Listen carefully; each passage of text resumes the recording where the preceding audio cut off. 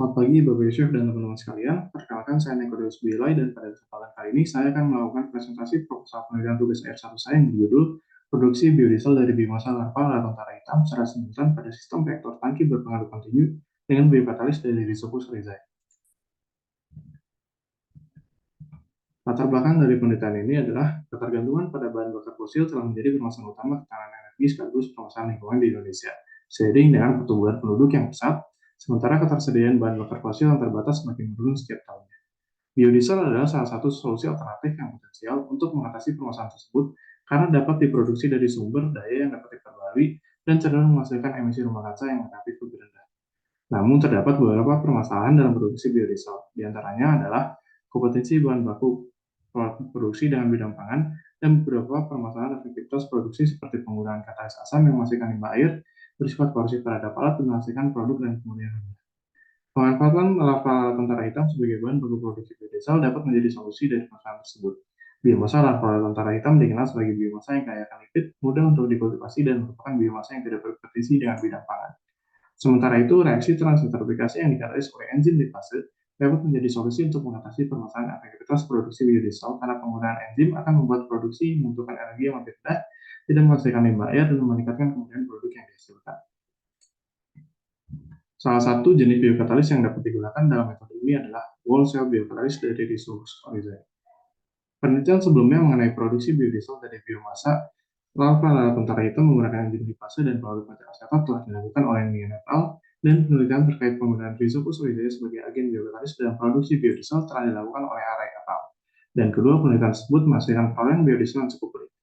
Namun belum terdapat penelitian mengenai produksi biodiesel dengan pelaut metil asetat yang terintegrasi secara simultan dengan proses fermentasi enzim lipase dari Rhizopus oryzae. Oleh karena itu, penelitian ini ditujukan untuk menentukan kondisi optimum berupa waktu fermentasi yang diperlukan dalam proses produksi biodiesel menggunakan parut metil asetat dan biokatalis dari Rhizopus oryzae secara simultan dengan proses fermentasi di dalam sistem reaktor tangki berpengaruh kontinu. Tujuan dari penelitian ini dapat dilihat pada slide ini. Dan penelitian ini akan dilakukan di Laboratorium Teknik 1 Institut Teknologi Bandung Kampus Jatinangor dan terdiri dari beberapa tahap pengujian sebagai berikut. Dan penelitian ini akan dilakukan secara triple. Hipotesis dari tujuan penelitian ini dapat dilihat pada selanjutnya. Selanjutnya mengenai tinjauan pustaka. Lala tentara Islam adalah serangga detrivor yang sering dikembangbiakkan karena kemampuannya mengkonversi limbah organik menjadi biomasa larva yang kaya akan protein dan lipid dalam waktu 3-4 minggu.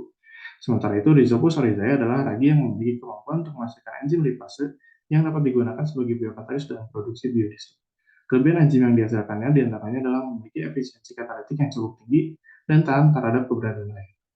Metil asetat adalah senyawa asetor alkin yang dapat digunakan dalam produksi biodiesel dan dapat mengatasi permasalahan rusaknya enzim akibat penggunaan parut alkohol. Dengan reaksi interesterifikasi metil asetat dan lipid, akan dihasilkan produk samping berupa triasetin yang dapat digunakan untuk meningkatkan kualitas biodiesel. Reaktor tangki berpengaruh kontinu adalah reaktor dengan tangki berpengaruh konstan dengan reaktan serta produk yang dialirkan secara kontinu dan dicampur dengan agitator. Kelebihan dari reaktor ini diantaranya adalah menghasilkan pencampuran yang baik dan suhu yang stabil. Reaksi enzimatik transenterifikasi adalah reaksi pertukaran gugus alkil antara trigliserida dengan molekul pelarut untuk menghasilkan biodiesel dengan bantuan pemecahan molekul trigliserida oleh enzim lipase. Kelebihan dari reaksi ini diantaranya adalah dihasilkannya produk dengan kemudian tinggi, meminimalisir terjadinya saponifikasi, dan tidak membutuhkan suhu atau tekanan tinggi. Biokatalis adalah katalis yang dihasilkan dari makhluk hidup. Pada penelitian ini, biokatalis yang digunakan adalah whole cell biokatalis Rhizopus oryzae yang menghasilkan lipase intraseluler. Kelebihan penggunaan lipase intraseluler atau whole cell biokatalis diantaranya adalah tidak memerlukan proses pemisahan dan purifikasi enzim. Selanjutnya, biodiesel adalah bahan bakar yang dihasilkan dari reaksi transenterifikasi minyak dari makhluk hidup. Spesifikasi standar biodiesel menurut ASTM D6751 dan EN 14214 dapat dilihat pada slide ini. Selanjutnya, uji gas chromatography flame ionization detection adalah uji yang dilakukan untuk menentukan kandungan asam lemak yang terdapat dalam biodiesel. Uji ini dilakukan dengan prinsip pemisahan campuran metil asam dari asam lemak lainnya dengan pemanasan dan pendeteksian ini. Selanjutnya, state of the art dari penelitian ini dapat dilihat pada slide ini. Selanjutnya, bahan dan cara kerja. Bahan berupa larva tentara hitam, metil asetat, lipasofomensil, dan jamur Rhizopus oryzae yang digunakan pada penelitian ini diperoleh melalui topodari. Sementara bahan kimia yang tersedia pada Salindia diperoleh dari gudang bahan kimia Latex 1A ITB Kampus Jatinangor. Selanjutnya, rancangan penelitian berupa diagram alur penelitian dan parameter penelitian dapat dilihat pada Salindia dan terdiri dari beberapa tahap dengan prosedur sebagai berikut. Yang pertama, untuk tahap analisis proximate biomasa larva tentara hitam dilakukan sesuai dengan Standard Association of Official Analytical Chemists atau AOAC 2012. Selanjutnya, untuk ekstraksi lipid sebagai kontrol dilakukan dengan menggunakan metode solidasi menurut Demeno et al. Dengan basis biomasa larva sebesar 5 gram dan menggunakan pelarut metil asetat sebanyak 150 ml.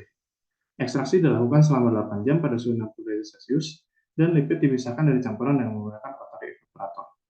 Selanjutnya, untuk proses interesterifikasi lipid dan metil asetat kontrol dilakukan dengan menggunakan metode menurut Meyer et al. Dengan penambahan di fase konversi sebanyak 17,58% basis berat kering dengan kondisi reaksi yang tertera pada Salindia.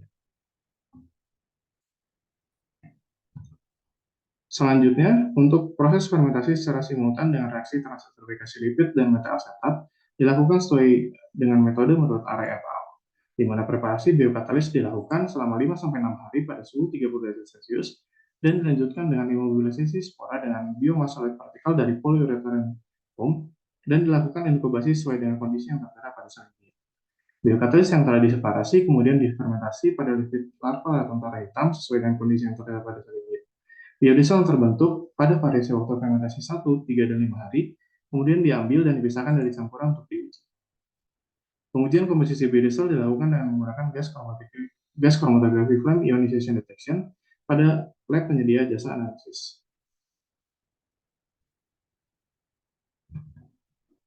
Sementara itu, untuk uji kualitas biodiesel terdiri dari uji kandungan air, angka asam, angka penyaburan, dan nilai kalori dilakukan sesuai dengan standar uji biodiesel ASTM.